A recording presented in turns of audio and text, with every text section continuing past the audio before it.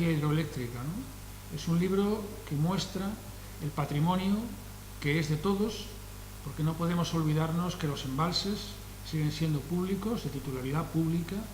Todo el sistema de generación de energía hidroeléctrica es público, aunque esté gestionado por empresas privadas, pero son trabajos que se hicieron en los años 50 y 60, ¿no? Es así, y a lo mejor posteriormente, y que se han convertido en lo que yo creo que es un patrimonio industrial y también cultural de la comarca, ¿no?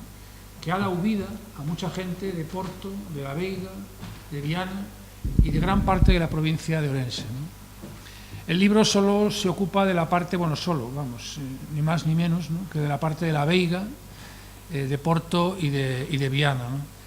Pero es impresionante cómo una persona tan joven, a mí me sorprende la juventud de José, ¿no?, y lo que sabe de toda esta historia, ¿no? Yo, cuando hablé con él, desde luego, claro, entendí todo, ¿no?, porque lleva desde pequeño, desde muy pequeño, empapándose de lo que es la energía hidroeléctrica, ¿no? Él es ingeniero, como sabéis, ¿no?, es profesor del Instituto de Enseñanza Secundaria de Viana, del Carlos Casares, profesor de tecnología, ¿no? Sí. Y bueno, es una amistad que yo he hecho hace un año de la que estoy muy orgulloso, ¿no? Estoy muy orgulloso porque es un gran tipo, es un tipo muy inteligente y que yo creo que ha hecho un libro que todavía él, pienso, no percibe, yo entiendo, no percibe todavía la trascendencia que tiene, ¿no? Bueno, no sé, si hay oportunidad luego en el debate, quizás hablemos de alguna cosa más, ¿no? Gracias, José, por venir, porque es un esfuerzo siempre venir a este tipo de actos. El libro, ojo, es un libro que se ha editado él mismo, de su propio bolsillo, y que eso hoy en día tiene mucho mérito también. Casi todos los autores, bueno, últimamente lo están haciendo, las editoriales, en fin, son empresas que acaban a veces con los autores, con el trabajo de los autores, y a pesar de que es la única forma a veces de difundir una información o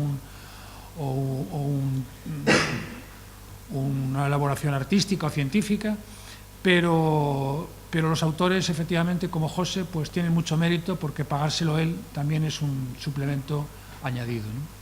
Y nada más, yo quiero dejarlo que él se explique, me voy a poner ahí para poder ver con calma la presentación que nos trae. Vale, muchas gracias, José. Chao. Bueno, casi empiezo por último que dixo. O libro sí que o paguei eu, pero bueno, aquí detrás ven coa colaboración de Endesa. Eu neguei desde un principio, ademais houve xente que me dixo, a intentar buscar subvención, pero por razóns absolutamente persoais, vale? Non quería diñeiro público para un libro que iba a facer eu pola miña conta, realmente un capricho. Para min era unha especie de capricho tamén. Pero bueno, Endesa hai moito tempo, 9 anos, fixeron un convenio co instituto onde traballo eu, 2008, hai 10 anos xa, para reformar a biblioteca. E daquela houve un director que puxera que, sin que eu me enterara, que eu iba a facer algo para Endesa, pero bueno, era como unha páxina ou dúas de un escrito para a súa páxina web. E finalmente, bueno, aí eu aproveitei, eu non quería facer este libro, quería facer un libro da miña terra, de Tribes, collendo saltos, o que eran saltos del Sil, basicamente. Pero estando en Viana, coñecí unha serie de xente, especialmente a Julio Ortega, con a persoa que ven aquí ao final, que xa morreu, que me axudou moito a introducirme nun mundo de xente que, de 5 persoas que me axudaron, quedan 2, claro, nada máis, porque os saltos empezaron no ano 47, a construcción do salto de Moncabril, aquí neste concello. Bueno, Moncabril está en Galende, pero a maioría das presas están no concello de Porto. E, bueno, eles me foron contando todo. Entón, bueno, realmente eu creo que o máis valioso do libro é a recopilación de datos que me contaron eles de como se facían as cousas daquela, etc. E, bueno, moita xente, ademais de Viana, de Porto da Veiga, contoume pois cal eran as cousas que facían a diario, como se apañaban para facer as cousas que facemos nós hoxe con enerxía eléctrica. Bueno, ese carácter local do libro, moi local, que é moi local, me parecía moi interesante. Logo xa cada un pode extrapolalo a outras cousas. Falo de Porto, falo da Veiga, que está aí, son as capitais de concello, son bastante similares, tanto Porto como a Veiga, inda que a Veiga do Xares, como digo o seu nome, está nun sitio moi amplio, espectacular tamén, e falo de Viana, inda que Viana está na cola dun embalse, igual que Porto e que a Veiga. Viana está na cola do embalse do Bao, a Veiga está na cola do embalse de Prada e Porto está na cola do embalse de San Sebastián. Por que Endesa? Endesa sufragoume 1.500 euros de compra de exemplares, co cual, ao final, as perdas que tiven pois foron menores. E eu agradecello moito, e desde logo fui a posteriori co escribir, e dicir, non puxe nin quitei unha coma. E portáronse moi ben. Tamén a xente da empresa, que hoxe en día ten eses saltos, me axudaron moitísimo, porque teño un montón de datos que creo que sin eles non se pode comprender o funcionamento das centrais, das presas, das conduccións e do impacto que teñen hoxe en día esas cousas, que non as construíu nin Endesa, nin Fenosa, que foron de Fenosa antes, nin Unión Eléctrica Madrileña, sino que foi Hidroeléctrica Moncabril, que se fixo por riba do lago Sanabria, que despois acabou con 3 saltos no Vivei e un salto en Prada. Hai unha pequena parte, isto, os que coñezades, é a forzada que vai do Polo do meu pai hasta a central de Pontenovo, en Tribes, hai unha tubería. Esa tubería vende aí arriba, pero a súa vez hasta aí arriba chega por un canal que está a 10 kilómetros, desde a presa de Guístolas. Entón, unha cousa que explico no libro tamén é como se produce enerxía eléctrica. Intento explicalo para todo o mundo. Non é un libro técnico, un libro de divulgación. Eu estive bastante ligado a todas estas cousas desde pequeno, porque vivía al lado, porque tiña amigos que traballaban en Iberduero daquela, e é interesante saber como funcionan as cousas para despois poder saber un pouquiño cal é o impacto de enerxía hidroeléctrica máis alá de negación de terreos e esas cousas. No libro ven bastante explicado, podes ir saltando as imaxes e logo empezo por aquí. Eso é a demanda onte, o consumo de enerxía eléctrica en España, a curva amarela. Fíxome gracia, porque deime conta que aquí a curva é xusta da 14 de novembro do ano pasado, a que ven aquí no libro. É o cumpleaños da miña irmá, por eso escollín. Totalmente, as ceras son parecidas. E o que se pode ver nesa curva é que hai que suministrar enerxía, pero que hai horas do día que se produce máis, outras que se produce menos. E hai horas que se consume moito, como esas, e outras que se consume moi pouco. Entón, como a enerxía eléctrica non se pode almacenar, salvo a unha escala moi pequena, é moi complicado, hoxe en día, abastecer a todos nós, empresas, industrias, locais, consumidores domésticos, a enerxía eléctrica de tal maneira que, en cada momento, o que se está demandando, as centrais son capaces de dalo. E as centrais, e non me quero estender moito nesto, as centrais claves para poder facelo son as centrais flexibles, as centrais que son capaces de subir e baixar a produción rapidamente. E hai, basicamente, unhas, que son as mellores de todas, a ese nivel, que son as centrais hidroeléctricas. Eu non estou nin a favor nin en contra, nin dos embalses, nin da enerxía hidroeléctrica. No libro non intento adoctrinar en absoluto. Comento un montón de cousas. Ao final sí que fago unha serie de reflexións e algunha opinión persoal, pero intento señalala en todos os casos. Creo que non se atopará ningún hasta o epílogo. E no epílogo hai unha serie de consideracións, que son máis ben preguntas abertas. O tema da enerxía é moi complicadísimo, é o tema máis importante, creo, agora mesmo que hai a nivel global, o sea, a nivel local tamén, pero non nos damos conta. Son instalacións que producen aquí e que teñen un beneficio para todos, pero son instalacións que producen aquí e non teñen tanto beneficio para nós. E iso é unha cosa que eu discutín, con Fernando e con máis xente, moitas veces, e me preguntan rapaces, e son preguntas moi boas, de por que temos embalses aquí e nos non recibimos nada por eles, non? Si se recibe, hai que saber que se recibe, e logo hai que saber todos os procesos de eu dou, tú me das, etcétera, que houve durante todo o tempo, desde o momento da construcción. A clave é todo isto, que hai que ir aquí as centrais tienen que ir producindo máis, e logo menos, máis. Basicamente, hai que ir incorporando centrais que produzan en certos momentos e hai que ir desconectando outras. E as que poden subir ou baixar, pois hai que facer que suban ou que baixen. Por exemplo, falo de que a enerxía eólica, que é fantástica, non pode facer nada desto. Absolutamente nada. E máis, é terrible para o sistema, é terrible. Porque vai como vai. Se hai máis vento, sube, se hai menos vento, baixa e punto. E nada máis. A enerxía solar tamén, ainda que é máis predecible. Son enerxías moi boas, fantásticas. España, ademais, é unha cousa que penso que podemos sentirnos orgullosos da incorporación que temos dese tipo de enerxías ao noso sistema, porque estamos beneficiándonos a nós e a todo o mundo. Despois, o que fan os demais é outro tema, en fin, que se sai disto, non? As centrais hidroeléctricas son as que, sobre todo, e aquí é ao largo do día como funcionan, a hora da 1 da tarde e a hora das 7 da tarde, cando máis se consumen, aparte, as que máis producen, tamén esas horas, evidentemente, é a que máis cuesta, e é onde máis se gaña. Entón, bueno, hai unha serie de consideracións no tema de enerxía, realmente, no libro creo que están bastante explicadas e está casi todo tratado. Casi non explico isto é un alternador. Eso que está dentro xira porque hai unha turbina que xira nas centrais hidroeléctricas, aí se mete enerxía eléctrica en corriente continua para excitar, é dicir, para crear un campo magnético, e ese campo magnético dentro e o que xenera aquí no estator enerxía eléctrica. Ao final, todo, como hai miles de anos, se reduce a facer que xire un eixe. Todo se reduce a eso. As moas dos muiños funcionan porque hai un rodete abaixo, un rodeno que fai que mova. Os muiños de fragua, por exemplo, na ferrería que había, para que pase auga por debaixo e faga aspiración, por efecto Venturi, funciona tamén movendo un rodeno.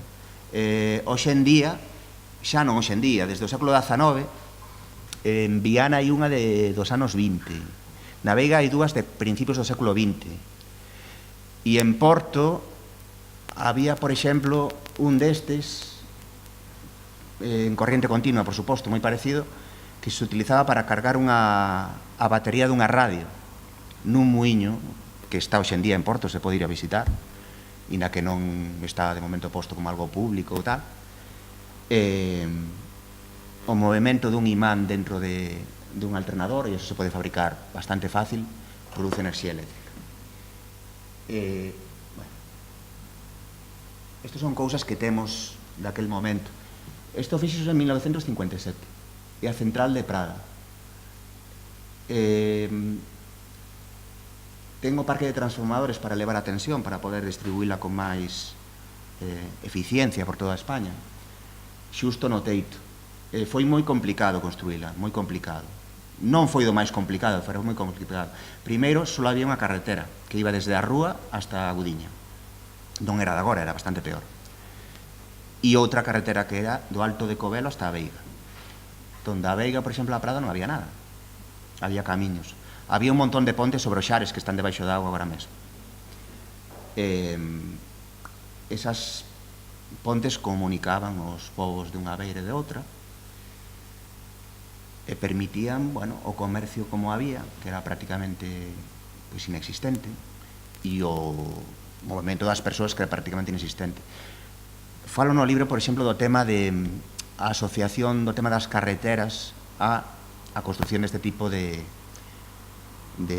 instalacións.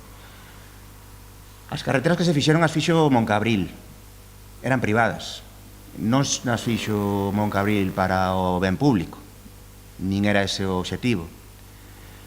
Daquela, falo dos anos 50, é certo que supuxeron unha posibilidade a moita xente de moverse moita maior, quitando a xente onde se construiu o embalse, que negou, e os pueblos quedaron separados e tiven a dar a volta completa do embalse, porque daquela non había coches. Cando estudamos este tipo de cousas, os embalses, tal, moitas veces nos olvidamos de cando se construíron e por que se construíron. E hai que telo en conta, simplemente, para poder emitir unha opinión, creo que ponderada, non? Isto podese visitar moi fácil, é a chimenea do Pico do Fraile, en riba do lago de Sanabria. É moi curioso, porque por aquí chega o canal de Moncalvo desde Vega de Tera e Vega de Conde. No libro falo algo, pouco, porque Moncabril é unha central que está en Galende e as presas están en Porto e en Galende e as conduccións están en Galende, basicamente, por riba de Sanabria. Aí houve un tema moi... hai un libro fantástico sobre Vega de Tera, hai varios, pero hai un que de Sainz Díaz, a mí gustoume moito, que chamase Tragedia de Riba del Lago, da rotura da presa de Vega de Tera no 9 de xaneiro de 59, que se fan 60 anos agora, dentro de pouco, non? Este canal de Moncalvo ven de Vega de Conde e tamén antiguamente se bombea agua de Vega de Tera, hasta aquí. E por outro lado ven da zona de Cárdena, do río Segundera, després de Grandones, Playa, Puente Porto e... Puente Porto, Playa, Cárdena e Grandones, unha auga, unha tubería distinta. Isto é un enxeño moi complicado que se construí naquela época. Os medios eran escasos, as condicións de seguridade non eran as de agora, morreu bastante xente. Eu, de saber, sei de 10 persoas que morreron con nomes e apelidos en estas construccións daquela. Sei que hai máis, bastantes máis. Pero unha obra civil como a que se fixo naqueles momentos e coas condicións que había, a xente veía como algo normal, como algo normal, fora de aspectos políticos ou de outro tipo, senón de meramente de traballo técnicos. Isto é unha chimenea de equilibrio que... Ui, estamos cheos delas. Unha chimenea de equilibrio, un respiradero, normalmente dunha tubería de formigón moi grande. Esta ten 70 metros hacia abaixo. Na central, non sei se tedes grifo en casa destes de antigos, dos de xirar, ou os típicos de mangueras ou moi bons, cando se pecha bruscamente aparece un golpe, non? Dá un golpe. Nas centrais os golpes son enormes, chamase golpe de ariete, e estas chimeneas amortiguan. É dicir, teñen unha altura, o ras de auga do embalse, por riba, para que no caso case un golpe, a auga sube e amortigue. Aquí é hasta onde chega unha tubería que ven da presa de San Sebastián, por exemplo, que está a 3 kilómetros, e desde aquí parte a forzada a central de San Sebastián, que está abaixo. Por dentro, a foto que estaba antes, é isto.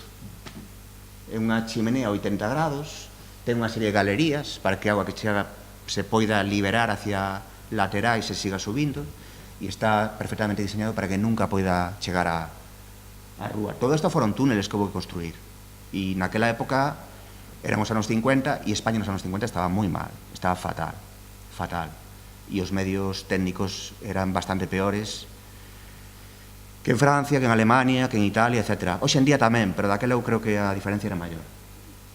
É unha opinión discutible. Esa mesma chimenea, o que se ve fora, que se xa grande ou pequena por fora non quere dicir nada. O importante é hasta onde chega na tubería, a altura que ten en realidad, non? Esa é a mesma tubería, pero continúan desde a central de San Sebastián, que é moi bonita. Isto está no Concello de Viana, entre Pías e Porto, a xente que coñeza, no Vivei. Tive unha ocasión de ir cos rapaces hai unha semana, a visitala outra vez. Aí a auga chega e móvese alternador que poñía antes. Se bifurca en dous, hai dúas ramas para que xiren as dúas turbinas e a auga se devolve ao río. A auga que ven do embalse, entre o embalse e esta central hai uns 4 kilómetros, aí hai un espacio que non hai auga. Por suposto que hai un caudal ecolóxico. Tamén falo do libro, e isto non é opinión, son datos. Hoxe en día as leis están moitísimo máis inda queda, pero aumentouse moitísimo o caudal ecolóxico, que é moi importante. Eu, ademais, acordome perfectamente de pequeno como están os caudales ecolóxicos, porque iba ao río cada día a pescar en certos sitios, e, bueno, ainda comentando hoxe como o pai de mira como está, mira como non está, etc. Claro, ele é unha cousa que non viviu, por desgracia para ele, claro que viviu tempos mellores en moitas outras cousas de pesca. Esta é a tubería forzada. As tuberías forzadas se facían así, facendo un pequeno reborde no terreo, ou ben se cubrían, como no caso da de Prada, de unha malla que moitas veces era unha mampostería de pedra, para evitar golpes ou outro estilo de cousas. Isto é unha presa que hasta me pediu Fernando que puxera, porque é máis especial, si é como unha calquera, é a de Valdesirgas, unha presa está a 1400... non me acordo agora, sobre 1450 metros sobre o nivel do mar, con xelas de todos os invernos, como está aí, porque isto é a Serra Segundera xa prácticamente, unha zona de moito frío, hai moitos días de temperaturas máximas inferiores a 0 grados. Eu falei bastantes presas de aquí. As máis peculiares e máis importantes son as da central de Moncabril, é dicir, Puente Porto, sobre todo, está a 1620 metros de altura, é unha presa onde as condicións climatolóxicas son espectaculares. Aquí, a fin de contas, é o depósito de auga. Aí que non se ve, aquí, para abaixo, hai unha tubería que sae do embalse, ten un recorrido de uns 3,5 km hasta unha chimenea de equilibrio e baixo está unha central, a central de Porto. Esta é unha presa moi pequeniña, ten 100.000 toneladas nada máis de agua que se poida embalsar, pero ten unha aportación brutal de 2 regatos, o de Valdesirgas e o de Valdinferno, que entra aquí como unha captación. Hai unha serie de que non me quero estender, cousas que afluyen ríos, un ou dous ou tres á mesma presa, e desde aí se leva auga hasta un sitio para que haxa unha caída hacia unha presa. Unha das cousas interesantes que do libro que lle guste é como se fixeron as cousas, e está contado non por mí, sino pola xente que as fixo, o cual é unha sorte para min poder ter acceso a esa xente que me dixeron esas cousas, non? Isto, por exemplo, é o documento original do Salto de San Agustín, de todo, da presa de Pías, da central de San Agustín, da chimenea de Rubiais, da tubería forzada e da galería de presión, que no seu momento foi a máis grande de Europa, o túnel máis grande de Europa, que, bueno, naquele momento foi unha cousa espectacular. Todos os documentos e os planos están aí dentro, non? Nese cofre, que tuve unha sorte de poder mirar tamén, claro. Eso é a Veiga, quen o coñeza, pois esa Ponte Nova que se está facendo. Houve un montón de empresas que foron subcontratadas, Moncabril, igual que Saltos del Siro, unha empresa con capital público, igual que era Endesa hasta hai 30 anos. Había unha inversión do Estado, pero o Estado non daba feito porque había moitísimo que facer e en moi pouco tempo, e entón subcontrataban. Entón esta empresa, esta ponte creo que a fixo Cachafeiro. Houve empresas como Cachafeiro, Cortizo, Isolux, etc., que gañaron auténticas billonadas naquela época, por contratos, lóxicamente. Logo vai o tema da corrupción que houve en todas estas obras, que houve moitísima tamén, non? É un tema, digamos, que se sae, bueno, de alguma maneira tamén anexo, houve corrupción a nivel institucional e a nivel, sobre todo, por exemplo, o que toca máis directo na zona, pois a expropiación do pueblo de Alberguería, que quedou debaixo da auga, e a expropiación foi vergonzosa, a verdad que sí. A que fixo está aquí na dereita, que lo é a Veiga arriba e a ponte máis ou menos acabándose. Aquilo era unha grúa, chamábase Blondín, son dúas fotos. Daquel lado se vertía o cemento, aquí nun cazo de formigón, había unha grúa fixa, e esta grúa era móvil, porque había un ferrocarril que tiña exactamente o diámetro, o radio da circunferencia que podía describir.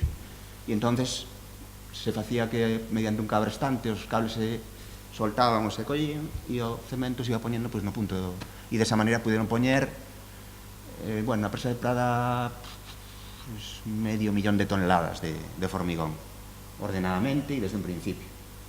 Esta é a baixada que tiveron que facer a carretera que existe hoxe en día e que simplemente ninguén vai, porque é de baixada da central de Prada, desde o pueblo de Prada non hai nada, e espectacular hasta a central de Prada no seu momento, que inicialmente foi de zahorra, digamos, ¿no?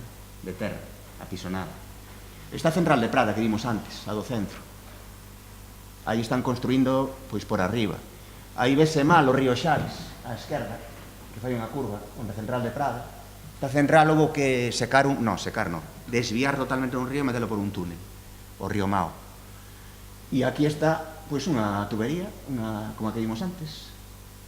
Como se fixo inicialmente, aquí houve que facer unha serie de postes de formigón, se iban poñendo, e despois houve un recubrimento contra a roca, houve que comprobar que non se movía, se inyectaba formigón por buratos a ver se saía ou non, e se fixo teño fotos, pero non vou poñer, porque se non vou, unha protección, un parapeto de mampostería, de pedras colocadas.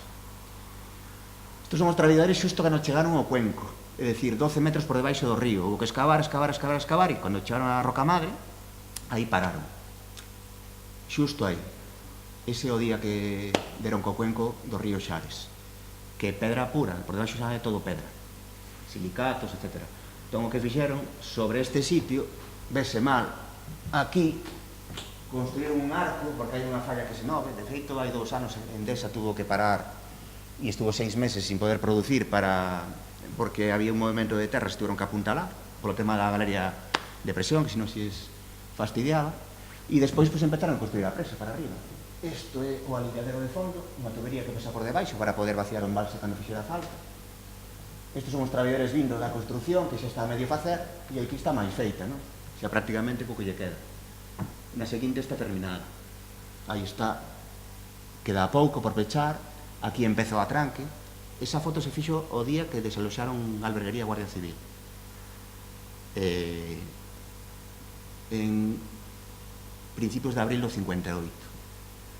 E aquí a presa xa está embalsando, ainda faltaba por facer a coronación a parte de arriba, e aí está en proba, xa co aliviadero tal. Que o coñeza, pois, sabe como está hoxe en día. Parecese, pero non se parece tanto. Pero realmente é isto que fixeron. Bueno, unha das presas máis...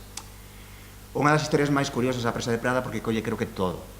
As outras colle moitas cosas, pero esta colle tamén un drama humano que é o embalsamento, o anegamento dun sitio, o botar fora xente dunha maneira, ademais, como se fixo daquela, non? Que tamén aparece no libro. Son as fotos que quería simplemente. O libro ten unha introducción e explicación da enerxía hidroeléctrica, que é máis difícil de ler. Logo falo de como era a zona antes de facerse as cousas. Falo das obras, de como se fixeron as cousas unha por unha,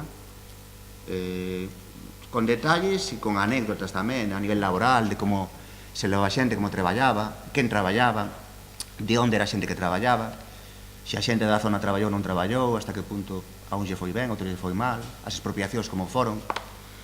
E por último, se que fago unha descripción unha por unha das presas de Endesa, porque Endesa hoxe en día fíxose con todas as presas que eran de Moncabril. Nos anos 80 en España había despois do golpe de Estado e a principios había un desorden bastante grande a nivel industrial e o goberno quixo intervenir e decir: Iberdrola, sácate, por exemplo, un poquinho de hidráulica, e Endesa vende unha nuclear, etc. E foron reordenando o sector, non? Endesa decidiu facerse con estas instalacións. Hoxe en día non son de Endesa xa, son de Enel, que son italianas. Endesa non existe como tal. A xente de Endesa está subordinada absolutamente ás decisións de Enel, que é unha empresa que era pública, italiana tamén, e que absorbeu a Endesa. A única empresa hidroeléctrica grande que queda en España é Iberdrola, de momento. E, bueno, como opinión non creo que dure moito tampouco. É posible que se xa comprada. E estas presas, estas instalacións que pasaron por 4 ou 5 maos xa, é moi probable, e se fala agora, non sei, pero se fala agora, eu teño noticia de que é posible que poidan volver cambiar de maos. Pero está por ver, é unha cousa por temas económicos, por temas de... Estas empresas agora teñen, Enel ten instalacións en Asia, en América, América do Sur, América do Norte, en África, etc.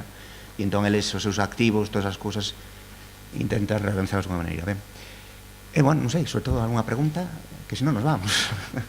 Hoxe xa falei moito. Non quería, eso, falar demasiado e falar un pouco de todo, pero falar de nada.